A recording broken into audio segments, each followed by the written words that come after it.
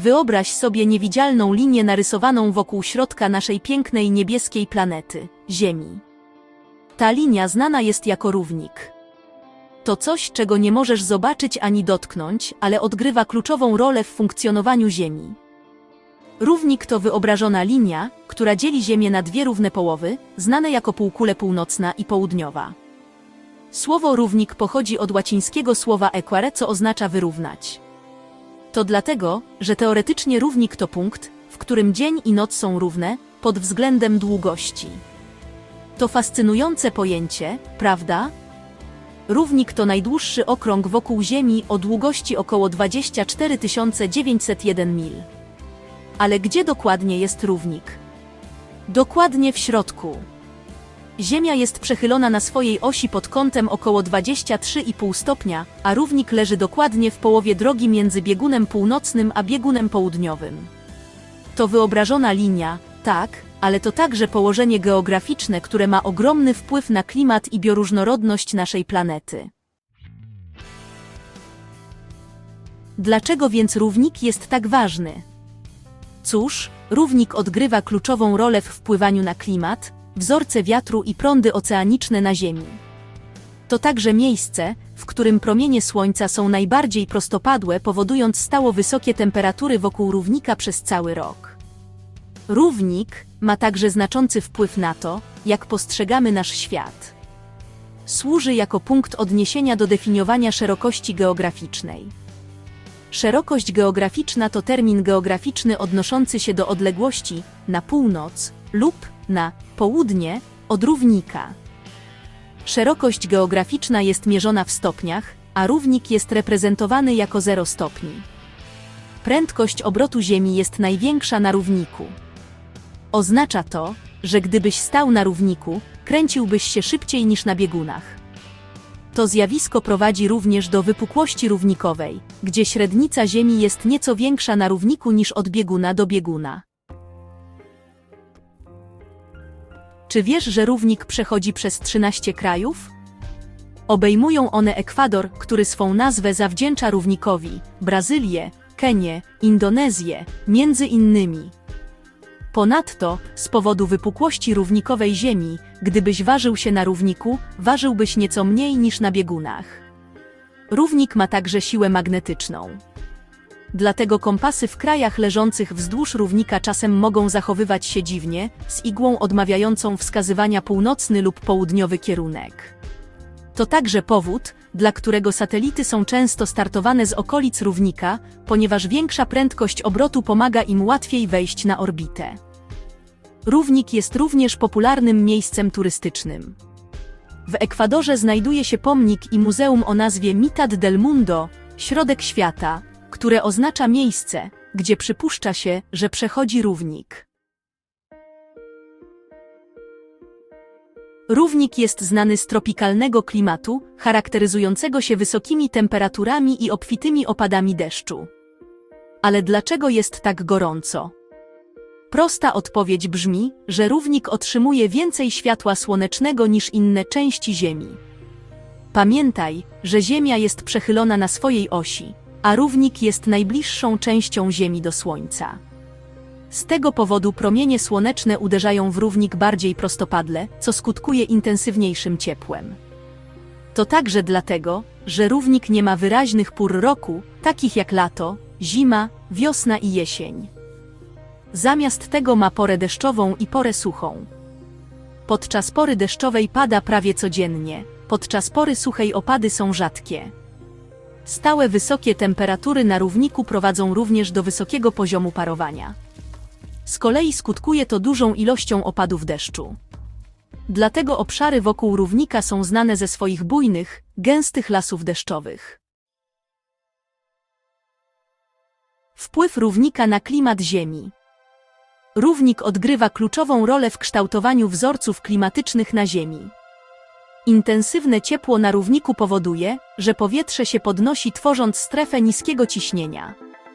To unoszące się powietrze chłodzi się i kondensuje, tworząc chmury i deszcz, co skutkuje klimatem lasu tropikalnego, który znajduje się blisko równika. Z drugiej strony powietrze, które podniosło się i schłodziło na równiku, porusza się z dala od równika w kierunku biegunów. Poruszając się w ten sposób, opada, tworząc strefy wysokiego ciśnienia. Te strefy charakteryzują się suchymi, pustynnymi warunkami. Ponadto obroty Ziemi sprawiają, że wiatry są odchylane w prawo na półkuli północnej i w lewo na półkuli południowej. To zjawisko, znane jako efekt Coriolisa, prowadzi do powstania pasatów, które mają znaczący wpływ na klimat Ziemi. Kraje położone na równiku. Równik przechodzi przez 13 krajów na całym świecie. Są to Ekwador, Kolumbia, Brazylia, São Tomé i Príncipe, Gabon, Republika Konga, Demokratyczna Republika Konga, Uganda, Kenia, Somalia, Malediwy, Indonezja i Kiribati. Każdy z tych krajów doświadcza klimatu tropikalnego, z wysokimi temperaturami i obfitymi opadami deszczu przez cały rok. Są także domem dla niektórych z najbardziej zróżnicowanych ekosystemów na świecie, od lasu deszczowego Amazonii w Brazylii, po rafy koralowe, na Malediwach. Życie na równiku oferuje unikalny styl życia. Nie ma tam pór roku, jakich zazwyczaj się spodziewamy. Zamiast lata, jesieni, zimy i wiosny, te kraje mają porę deszczową i suchą.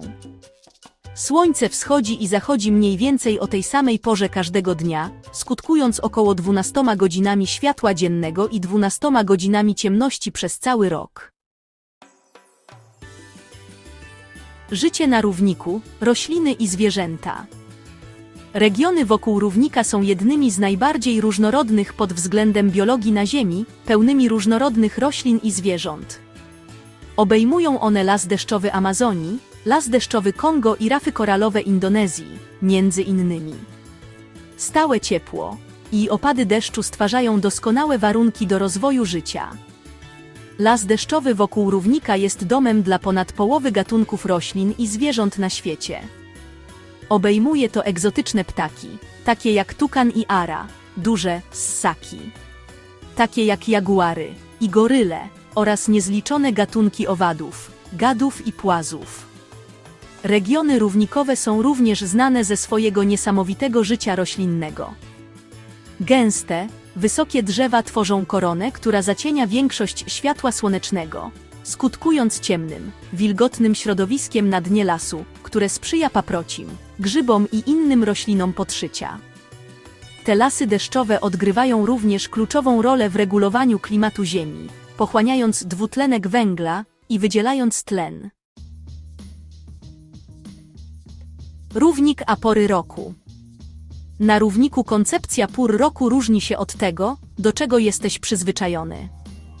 Zamiast 4 pór roku, wiosny, lata, jesieni i zimy, równik doświadcza 2 głównych pór roku: pory deszczowej i pory suchej. Podczas pory deszczowej region otrzymuje dużo deszczu, skutkując bujnymi, zielonymi krajobrazami. Ta pora roku jest także nazywana sezonem wysokiego słońca, ponieważ słońce jest w najwyższym punkcie na niebie. Pora sucha z kolei charakteryzuje się mniejszymi opadami deszczu i jest również nazywana sezonem niskiego słońca. Mimo braku tradycyjnych pór roku, na równiku panują stosunkowo stałe temperatury przez cały rok. Jest to spowodowane faktem, że równik otrzymuje stałą ilość światła słonecznego przez cały rok, co prowadzi do stabilnych, wysokich temperatur.